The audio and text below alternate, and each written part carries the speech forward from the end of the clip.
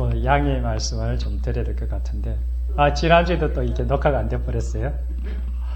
그래가지고 많이 좀 속상하고, 그러는데, 지난주에 또 공교롭게도 우리 김원천 우리 권사님께서 또 못 나오셨어요. 그래서, 김원천 권사님을 위해서 다시 리바이벌, 이렇게 오늘,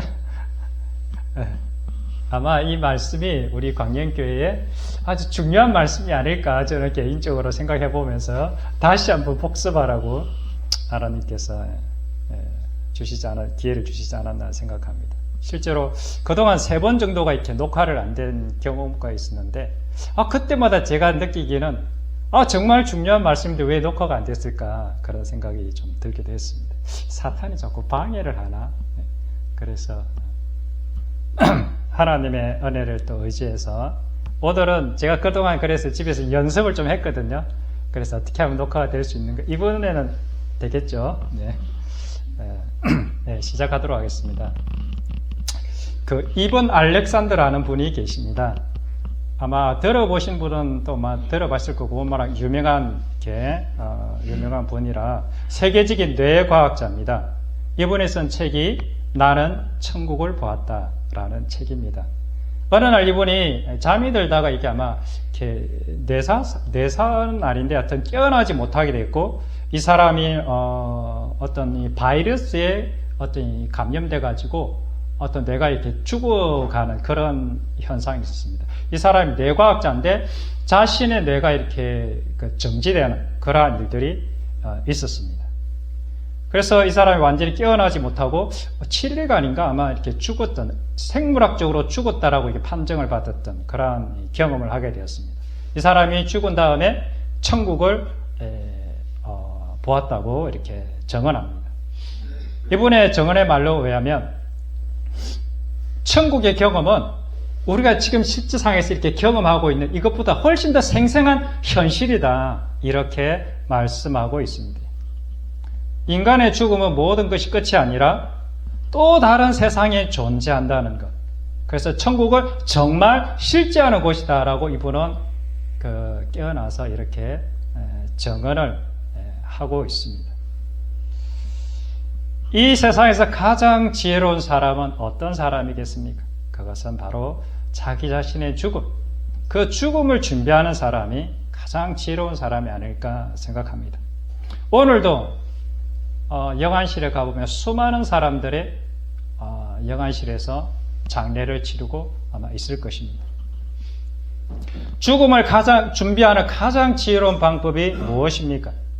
그것은 바로 살아계신 하나님, 나를 지으신 그 하나님을 만나는 것입니다. 그 하나님을 만나는데 좀 막연한데 또 다르게 말하면 하나님께서 이 땅에 보내신 예수 그리스도의 십자가 사랑을 만나는 것입니다. 그리고 그 십자가 사랑을 이 세상에서 전파하며 사는 것, 이것이 가장 자기 자신의 죽음을 준비하는 가장 지혜로운 방법이 아닐까 저는 그렇게 생각합니다. 아멘이십니까? 네. 우리 모두는 이 땅에서 외국인과 나그네 같은 존재들입니다. 우리는 잠시 세상에 살다가 영원한 본향에 들어갈 준비를 하고 있는 그러한 사람들인 것입니다. 히브리서 9장 27절에 이런 말씀이 있습니다. 한 번 죽는 것은 사람에게 정하신 것이요 그 후에는 심판이 있으리.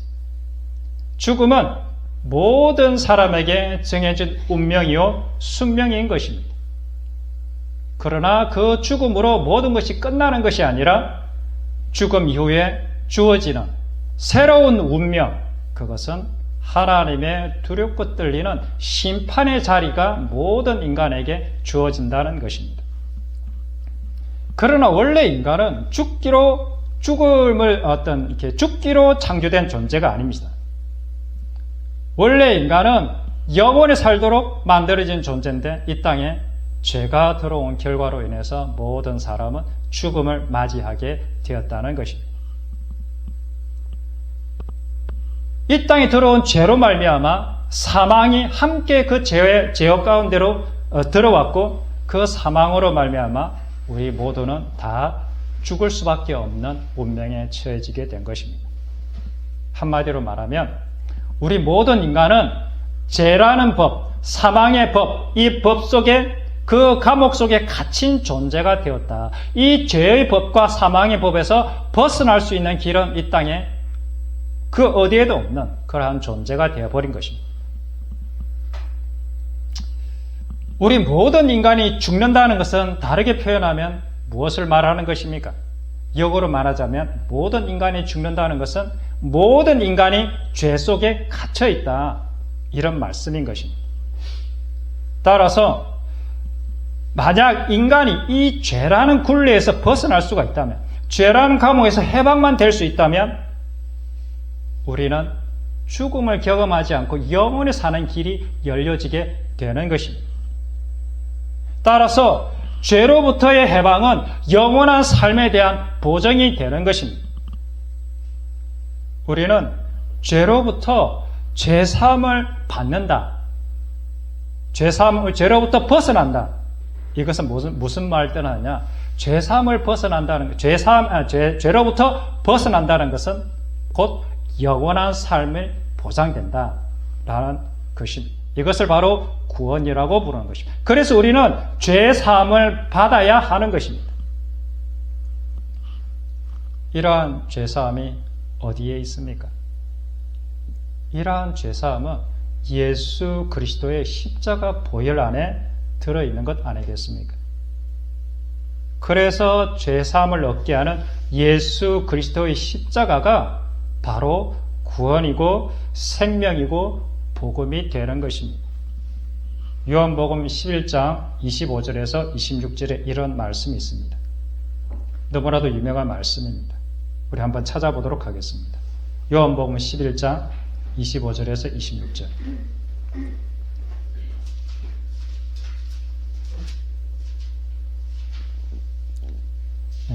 너무나도 유명한 말씀이라서 요한복음 11장 25절에서 26절.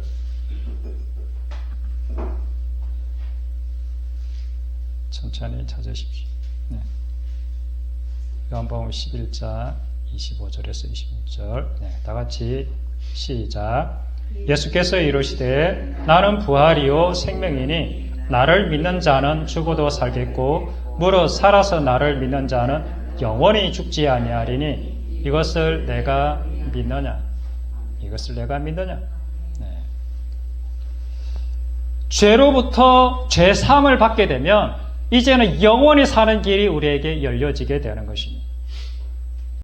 그래서 또한 예수님께서 이런 말씀하십니다. 요한복음 6장 35절에 예수께서 이르시되 나는 생명의 떡이니 내게 오는 자는 결코 줄이지 아니할 터요 나를 믿는 자는 영원히 목마르지 아니하리라. 우리가 예수 그리스도를 믿는 것, 예수 그리스도를 믿음으로 죄사함을 얻는 그러한 용서 가운데로 들어가는 것, 그것으로 인해서 우리는 드디어 이 영원히 사는 길이 열려지게 되는 것입니다. 예수님을 믿는다는 것이 무엇입니까? 예수님을 믿는다는 것, 어찌 보면 막연할 수도 있고 참 추상적입니다.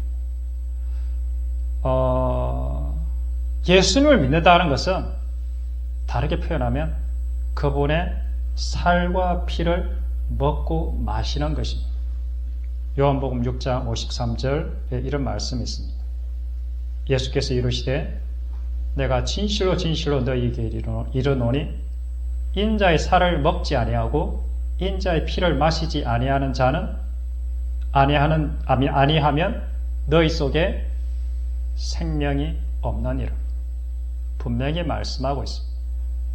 주님의 살과 피를 먹고 마시지 않는 자는 그 사람 속에 생명이 없느니라. 다르게 표현하면 예수님을 믿는다는 것은 주님의 살과 피를 먹고 마시는 것입니다. 왜 살과 피를 먹고 마셔야 합니까?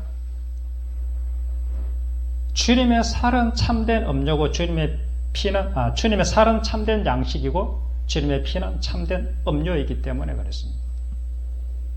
내 살을 먹고 내 피를 마시는 자는 영생을 가졌고 마지막 날에 내가 그를 다시 살리리. 그렇습니다. 예수님을 믿는다는 것은 주님의 살과 피를 먹고 마시는 건데 주님의 살과 피를 먹고 마신다는 것은 그분의 죽으심에 나도 함께 동참하는 것, 나도 그분의 죽으심에 나도 연합한 자가 되는 것, 이것이 주님을 믿는 다른 표현인 것입니다. 우리가 영원한 삶을 얻을 수 있는 죄사함은 어떻게 해서 얻을 수 있습니까? 히브리서 9장 22절에 이런 말씀이 있습니다. 율법을 따라 거의 모든 물건이 피로써 정결하게 되나니 피 흘림이 없은즉 사함이 없나니라. 너무나도 잘 아는 말씀이시죠. 피를 흘려야 비로소 죄 사함을 얻을 수 있다. 이것이 하늘의 법칙입니다. 이것이 이 땅의, 이 세상의 법칙입니다. 피 흘림이 없이는 결코 죄가 사해질 수 있는 길이 없는 것입니다. 레위기 17장 11절에 육체의 생명은 피에 있음이라 내가 이 피를 너에게 주어 제단에 뿌려 너의 생명을 위하여 속죄하게 하였나니 생명이 피에 있으므로 피가 죄를 속하느니라. 우리의 죄를 사할 수 있는 그 유일한 길은 뭐냐면 내가 피를 흘려야 되는 것입니다. 피를 흘려야 된다는 것은 곧 다시 말하면 우리 육체의 죽음을 의미하는 것입니다. 육체가 죽어야 비로소 죄로부터 자유하게 되는 것. 이것이 하늘의 법칙인 것입니다. 내가 육체로부터 내 자신이 죽어져야 비로소 나의 육신을 붙잡고 있는 죄와 사망의 법에서부터 자유롭게 되는 것. 이것이 하늘의 법칙인 것입니다. 그래서 내가 육체가 죽을 때 비로소 죄의 사슬에서 끊어지게 되고 사탄의 권세에서 비로소 내가 자유롭게 벗어날 수 있는 것입니다. 피 흘림이 없으면 자신의 죽음이 없이는 결코 나의 죄의 사슬에서 벗어날 수 있는 길은 이 땅에 없는 것입니다. 나의 죄의 용서는 나의 죽음이 없이는 결코 주어지지 않는 것입니다. 자, 그러면 예수님의 대속의 십자가는 우리에게 무엇을 말하고 있는 것입니까?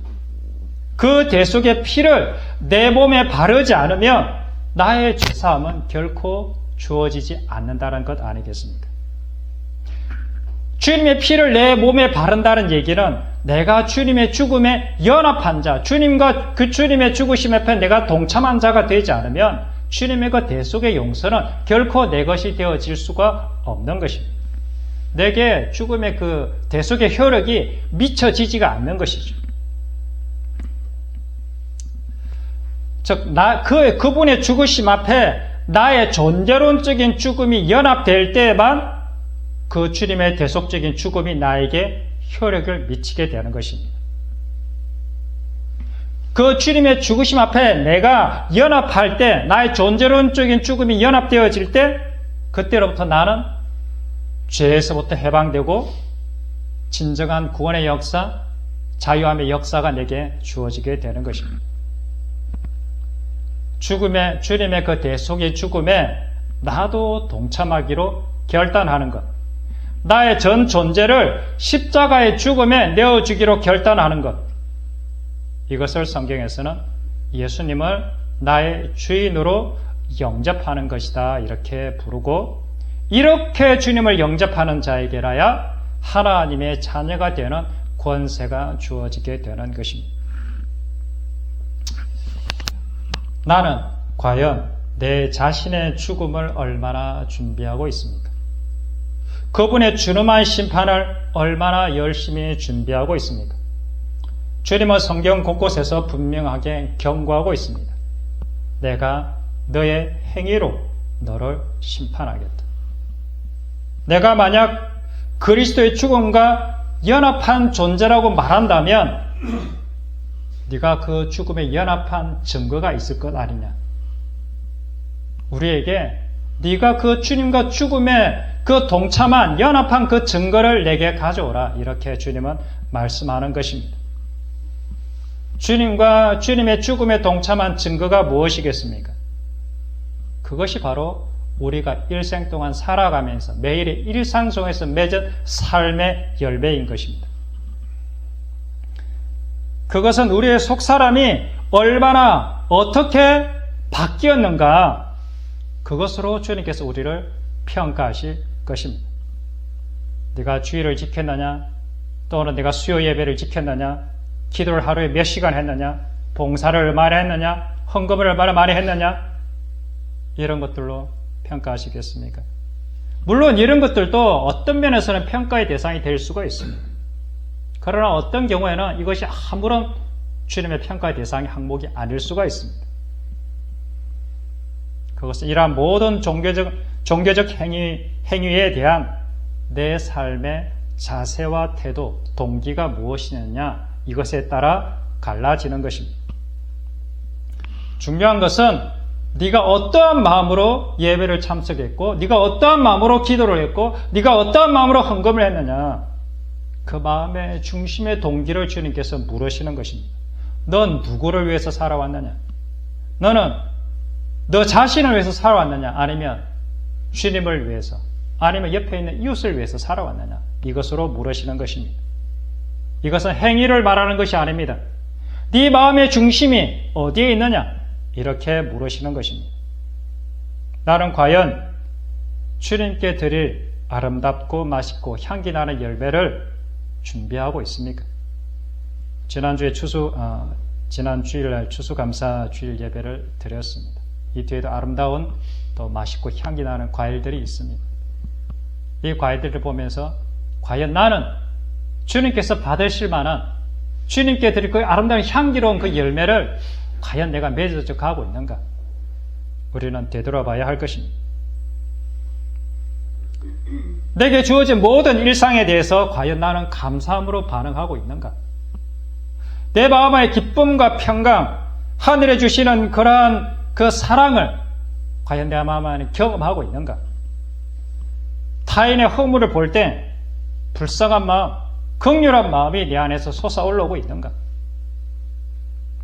내 삶 속에 나를 힘들게 하는 남편과 아내, 자녀들을 볼 때, 같이 일하는 직장 동료들을 볼 때 자꾸 불쌍해 보이고 긍휼한 마음이 이렇게 자꾸 생긴다면 이런 사람은 정말로 자신의 죽음을 잘 준비하고 있는 사람이다. 저는 감히 그렇게 말씀드리고 싶습니다. 주님께서는 이렇게 말씀하셨습니다. 나는 마음이 온유하고 겸손하니 나의 멍에를 베고 내게 배우라. 나를 불편하게 하는 사람들을 향해서 이러한 주님의 온유와 겸손한 마음이 내 안에 점점 자라고 있는가? 이것이 자라나고 있다면 너무너무 잘하고 계신 것입니다. 그러나 내 속에 더러운 성질머리들이 계속해서 불쑥불쑥 올라난다면 정말 정신을 차리고 깨어야 할 것입니다. 자신을 잘 돌아보셔야 할 것입니다. 정말 심각한 마음으로 하나님 앞에 회개를 하셔야 할 것입니다. 주님의 심판은 너무나도 두렵고 무섭고 엄중하기 때문에 그렇습니다. 아직 호흡이 있는 동안에 자신의 전 존재를 하나님께 올려드리며 하나님 앞에 나의 자존심, 내 자아는 아무것도 아니라는 사실을 깊이 인식하고 나의 전 인생을 온전히 주님 앞에 올려드리는 우리들이 되기를 축복합니다. 성경은 분명히 경고하고 있습니다. 그들의 말이 아니라 그들의 열매로, 그들의 삶의 결과로 내가 그들이 진짜인지 가짜인지 내가 분명히 알겠다. 마태복음 3장 10절에 도끼가 이미 나무 뿌리에 놓였으니 좋은 열매를 맺지 아니하는 나무마다 찍혀 불에 던져지리라. 좋은 열매를 맺지 않는 자는, 좋은 열매가 맺혀지지 않는 자는 다 찍혀서 지옥불에 던져지게 될 것이다. 너무나도 두려운 말씀이시죠. 성경에서 분명히 말씀하고 있습니다. 주님께서 군의 길은 좁은 길이야. 군의 길은 그게 들어가고 싶어도 들어가는 자가 많지가 않아. 찾는 사람도 많지도 않고 들어가려고 애쓰지만 들어가는 사람도 적어. 그래서 주님께서는 그 구원의 길이 어떠한 길인지를 직접 이 세상에서 살아계실 때 직접 몸소 보여주셨습니다. 그래서 우리에게 나를 따라와야 돼. 내가 걸어간 길로 따라와야 그 길이 구원의 길이야. 이렇게 말씀하고 있는 것 아니겠습니까? 이 세상의 넓은 길이 아니라 주님이 걸어간 그 좁은 길, 그 십자가의 길을 따라오라고 주님께서 우리에게 오늘도 요구하시는 것입니다. 구원의 길은 그 자리에 머물러 있는 것이 아닙니다. 머물러 있는 자는 세상의 물결에 사탄의 유혹에 금세 휩쓸려서 저 멀리 세상으로 떠내려 가게 될 것입니다. 구원의 길은 주님을 따르는 것입니다. 내 생명을 걸고 온 힘을 다해서 주님을 따라가는 것입니다. 주님께서 걸어가신 그 십자가의 길을 따라가는 것만이 구원의 길인 것입니다. 그 십자가의 길만이 하나님께서 인간에게 주신 유일한 구원의 길인 것입니다. 그래서 히브리서 기자는 우리에게 이렇게 교훈하고 있습니다. 히브리서 13장 우리 한번 찾아보도록 하겠습니다. 히브리서 13장 13절에서 14절. 히브리서 13장 13절에서 14절 말씀입니다.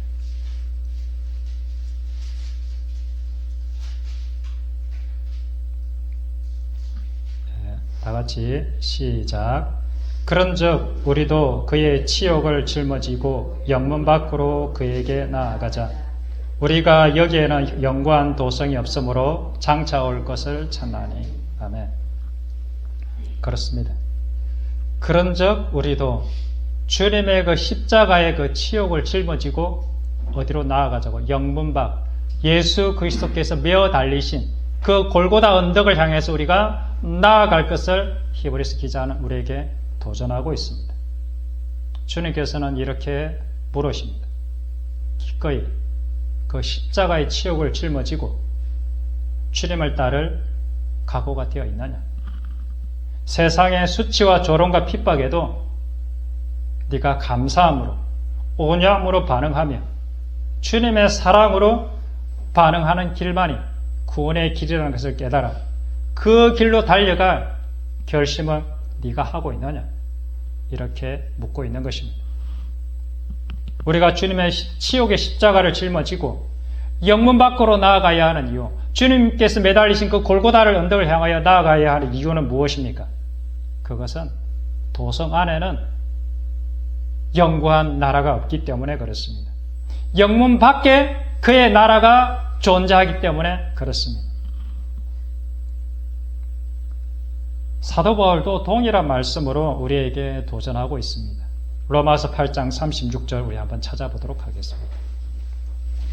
로마서 8장 36절입니다.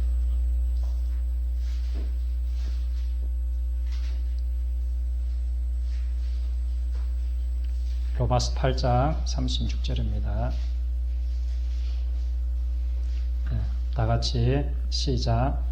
기록된 바 우리가 종일 주를 위하여 죽임을 당하게 되며 도살당할 양같이 여김을 받았나이다 함과 같으니라. 아멘. 주님을 위해서 종일 죽음에 넘겨지는 존재가 되는 것. 내 자아의 죽음, 나의 전 존재론적인 죽음을 당하는 삶을 사는 것. 이것이 바로 십자가의 길이고 이것이 바로 구원의 길인 것입니다. 주님을 따르려면 우리는 이 땅의 것들을 다 버려두고 따라가야 할 것입니다. 영문 안에 평안하고 화려한 삶들을 다 버려두고 따를 때 비로소 우리는 주님을 따라갈 수 있는 것입니다. 우리는 이 땅의 것들과 하늘의 것들을 동시에 잡을 수가 없습니다. 그래서 예수님께서 제자들을 부르실 때에 제자들은 배와 그물을 버려두고 자기의 잡았던 그 물고기도 버려두고 심지어는 아버지까지 버려두고 가족들까지 버려두고 주님을 따랐던 것입니다. 그러나 바울은 이 길을 걸어가는 우리들에게 이렇게 위로하고 격려하고 있습니다. 이 길이 쉬운 길은 아닙니다. 만만한 길은 아닙니다. 내 생명을 던져야 하는 길이고 나의 목숨을 바쳐야 하는 길입니다. 그러나 로마서 8장 37절에 사도 바울은 그러나 이 모든 일에 우리를 사랑하시는 이로 말미암아 우리가 넉넉히 이기느니라, 이렇게 우리를 위로하고 격려하고 도전하는 것입니다. 십자가의 길을 걸어가는 우리는 반드시 이길 것입니다. 십자가의 길을 걸어가는 우리는 반드시 승리하고야 말 것입니다. 그것도 아주 넉넉하게 이길 것입니다. 왜냐하면 우리를 사랑하시는 주님께서 이 십자가의 길, 이 고난의 길을 걸어가는 사람들과 함께 영원히 함께 하시겠다가 약속하셨기 때문에 그렇습니다. 구약은 그렇게 십자가의 길을 걸어간 사람들이 어떻게 살았는지를 보여주는 샘플인 것입니다. 그리고 그런 사람들에게 어떻게 하나님께서 신실하게 약속을 지키셨는가, 살아계신 그 하나님이 어떤 분이신가를 보여주신 것이 바로 구약의 내용인 것입니다.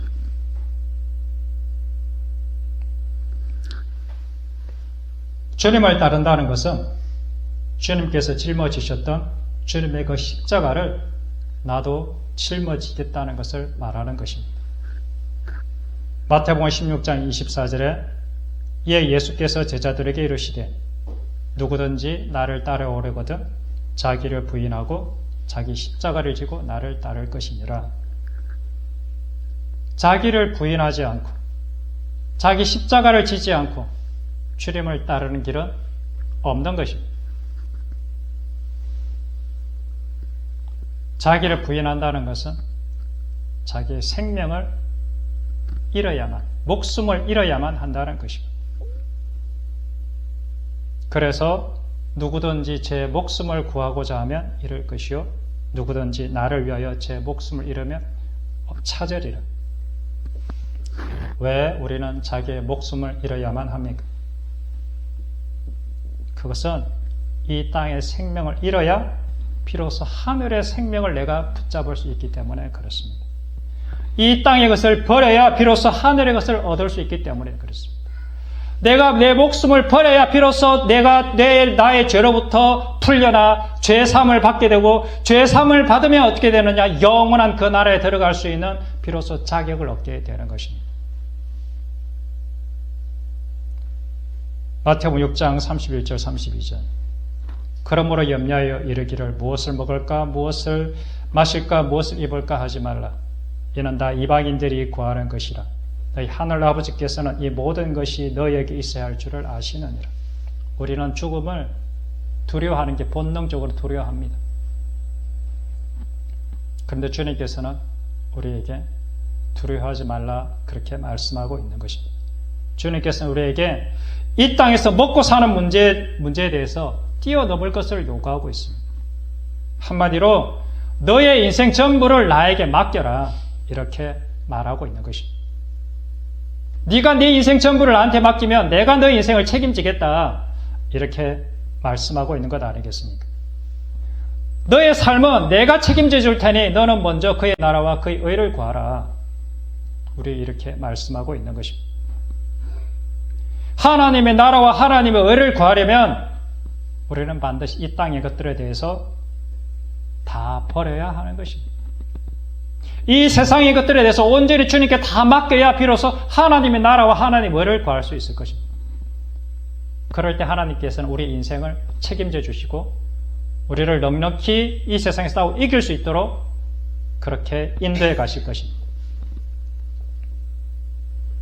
이 세상에서 이제 내가 그동안 나의 한 목숨을 유지하기 위해서 살아왔던 내가 이제는 그분의 나라와 그분의 뜻을 이루기로 결단하고 그렇게 온 마음을 나에 드리는 것, 이것을 회개라고 부릅니다. 이것을 주님을 영접한다라고 부르는 것입니다. 이렇게 주님을 영접하는 자에게 비로소 하나님의 자녀가 되는 권세가 주어지는 것입니다.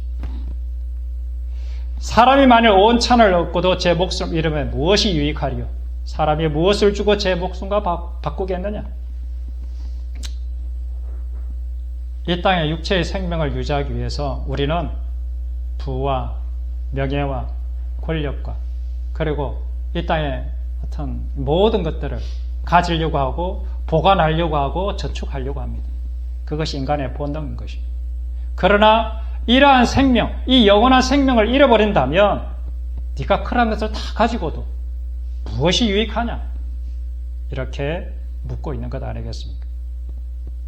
이 세상에 자신의 영원한 생명보다 더 귀한 것이 세상에 어디 있냐고 성경 우리에게 반문하고 있는 것 아니겠습니까?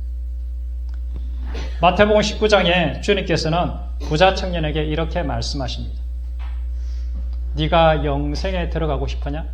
네가 영생에 들어가려면 너의 재산을 다 팔아서 가난한 사람들에게 나눠주고 그리고 와서 나를 따르라. 이 부자 청년이 하신 말씀은 오늘날 우리들에게 주시는 동일한 말씀이 아닐까 저는 그렇게 믿습니다. 이 땅에서 너의 존재를 지탱하게 하는 그 모든 것들을 다 버리고 다른 말로 하면 너의 전 존재를 죽음에 내어 던지고 그리고 너는 나를 따라오라 이렇게 말씀하고 있는 것 아니겠습니까? 이것이 바로 내가 그리스도와 함께 죽는 것이며 내가 그리스도와 함께 세례를 받는 것 그것입니다. 내가 그리스도와 함께 죽을 때 그분의 살과 피를 내가 먹고 마실 때 비로소 나는 죄로부터 드디어 자유롭게 되는 것입니다. 이 땅에서 나를 얽어매는 그 사탄의 권세로부터 자유롭게 되는 것입니다. 내 자아가 죽는 것, 나의 전 존재가 죽는 것, 이것을 바로 마음의 할례라고 부릅니다. 이러한 마음의 할례가 진정한 할례이며 하나님의 자녀된 증표인 것입니다. 육체의 할례는 육적인 이스라엘의 증표이듯이 내 마음의 할례, 이것은 내가 하나님의 자녀라는 증거가 되는 것입니다. 이제는 더 이상 나를 위해 살 필요가 없는 것입니다. 내가 나의 목숨을 지탱하기 위해서 노심초사할 필요가 없는 것입니다. 주님과 함께 죽으면 주님과 함께 살게 될 것이기 때문에 그렇습니다. 앞으로 내 인생은 주님께서 먹이실 것이며 입히실 것이며 나를 마침내 영원한 나라로 이끌어 가실 것이기 때문에 그렇습니다. 우리는 더 이상 이 땅에서 먹고 마시는 문제에 대해서 두려워하거나 염려하거나 걱정할 필요가 없는 것입니다. 그분이 먹이시면 먹고 입히시면 입고 그분이 주시지 않으면 우리는 굶으면 되는 것입니다. 내가 주님과 함께 죽었기 때문에 사탄은 더 이상 나를 세상의 정욕과 탐심이라는 올가미로 나를 어떻게 해볼 도리가 없는 것입니다. 이제는 내가 주님의 소유가 되었기 때문에 그분이 나의 인생을 책임지고 계시는 것, 그것입니다. 사탄의 권세, 죽음과 사망의 권세는 바로 사탄의 권세입니다. 이 죽음과 사망의 권세를 깨뜨리는 것, 그것이 생명의 성령의 법 아니겠습니까? 그 생명의 성령의 법, 그리스도 안으로 들어가는 방법, 그것은 바로 내가 주님의 죽으심에 함께 동참하는 자가 되는 것입니다. 이것이 이 땅에서 우리를 구원하시게 한 하나님의 유일한 방법인 것입니다. 이것을 바로 성경에서는 복음이라 이렇게 부르는 것입니다. 히브리서 2장 14절 15절에 이런 말씀이 있습니다. 자녀들은 혈과 육에 속하였음에 그도 또한 같은 모양으로 혈과 육을 함께 지니심은 죽음을 통하여 죽음의 세력을 잡은 자 곧 마귀를 멸하시며 하나님의 구원의 방법은 뭐냐? 예수 그리스도의 죽음을 통해서 죽음의 세력을 잡은 마귀의 세력을 멸하는 방법, 이것이 십자가의 방법인 것입니다. 하나님은 죽음을 통하여 죽음의 세력을 잡은 자 마귀의 일을 멸하기로 작정하셨습니다. 주님께서 친히 우리 죽음으로서 죽음의 세력을 이기는 모델이 되어 주셨습니다. 사탄의 권세, 죄의 권세, 사망의 권세를 이겨내는 유일한 방법, 그것은 내가 그리스도와 함께 그분의 죽음에 연합하는 것, 동참하는 것, 이것입니다. 죄사함을 얻을 수 있는 유일한 방법, 주님의 죽으심에 연합한 자가 되는 것입니다.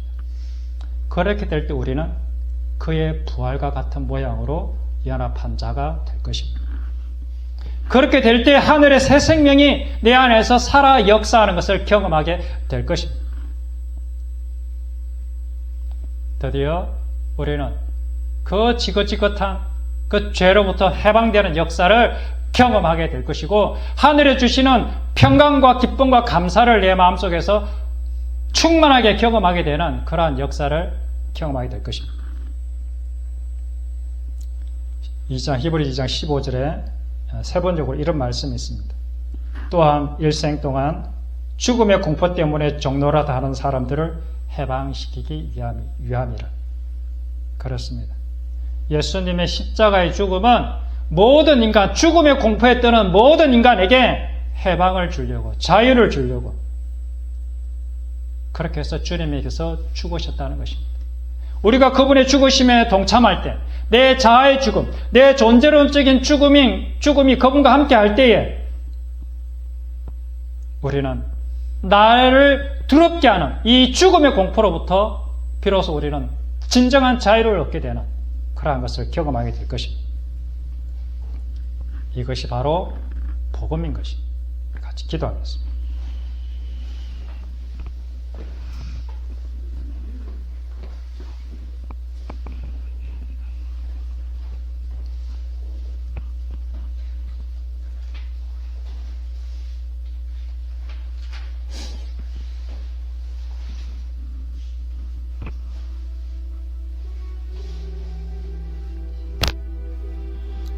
저는 주님의 방법은 정말로 기가 막히는 방법입니다. 인간적으로 생각할 때는 죽음을 이기는 방법을 생명으로 이길 것 같은데, 죽음으로써 죽음의 권세를 깨뜨리는 그 방법이 하나님의 방법이었습니다. 그래서 우리를 십자가의 길로 초대하고 있는 것 아니겠습니까? 우리가 죽음의 권세, 사망의 권세를 이기는 방법이 무엇입니까? 나의 육신에 있는 죄와 정욕과 이 사망으로 끌고 가는 이 더러운 것들을 이기는 유일한 방법이 무엇입니까? 그것은 나의 전 존재를 예수 그리스도 십자가에 못 박는 것 아니겠습니까? 주님과 함께 연합하는 것, 주님의 죽으심에 연합하는 것, 그 위의 방법은 이 땅에 없는 것입니다. 주님, 진정한 그 생명을 얻기 위해서, 하늘로부터 오는 그 평강과 자유와 기쁨을 얻기 위해서 주님, 나의 전 존재를 주님의 십자가에 내려놓습니다. 우리가 주님의 그 치욕을 짊어지고 영문박 그 주님께서 매달리신 그 십자가 골고다 언덕을 향하여 걸어가기를 원합니다. 주님, 진정 우리를 주님의 그 십자가의 길로 인도하여 주십시오. 주님 걸어가신 그 십자가의 길만이 우리의 유일한 구원의 길이라는 것을 깨달아 내 생명을 다해 주님 걸어가신 그 길 따라가기를 소망하는 저희들 되게 하여 주시옵소서. 우리 같이 기도하겠습니다.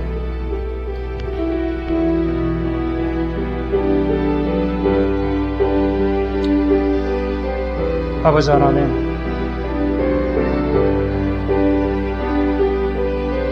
보이지 않는 아버지 하나님을 믿는다는 것은 참으로 쉽지 않습니다.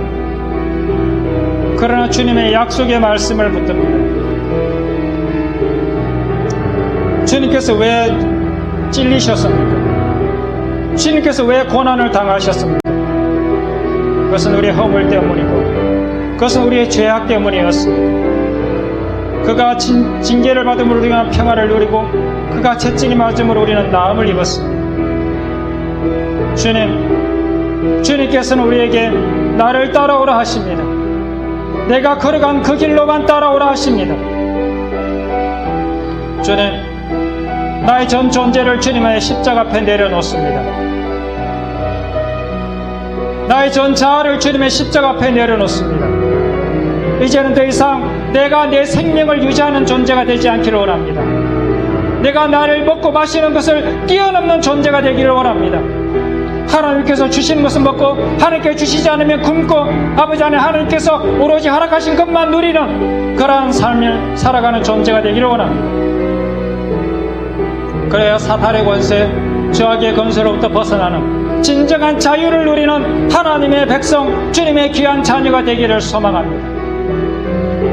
하나님께 주시는 그 아름다움, 하나님의 그 평강을 하나님을 모르는 사람들에게, 예수 그리스도의 십자가를 모르는 사람들에게 증거하며 나눠줄 수 있는 주님의 자녀가 되기를 소망합니다. 주님 도와주십시오. 우리를 그 길로 인도하게 하여 주십시오.